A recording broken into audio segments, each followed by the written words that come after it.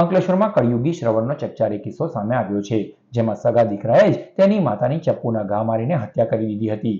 આ ઘટનાની વિગતો ઉપર નજર કરીએ તો અંકલેશ્વર જીઆઈડીસીમાં આવેલ સંસ્કૃતિક ફ્લાવર એપાર્ટમેન્ટમાં રહેતા રણસિંહ ચૌધરીના 27 વર્ષીય પુત્ર સિદ્ધાંત ચૌધરીએ તેની માતા ઇન્દ્રાવતીની ચપ્પુના ઘા મારી હત્યા કરી દીધી હતી. ગત રોજ બપોરના સમયે સિદ્ધાંત અને તેની માતા ઘરે હતા તે દરમિયાન બંને વચ્ચે કોઈ બાબતે બોલાચાલી થઈ હતી, જેમાં આવેશમાં આવી ગયેલ સિદ્ધાંતે તેની માતાને ચપ્પુના ઘા ઉપરા છાપરી ઘા મારી દીધા હતા અને મૃતદેહને બેડરૂમમાં મૂકી રાખ્યો હતો.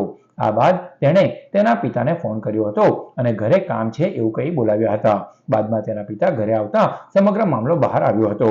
બેડરૂમમાં પલંગ ઉપર લોહીથી લથપથ હાલતમાં પત્નીના મૃતદેહને જોતા પતિના હોશ ઉડી ગયા હતા.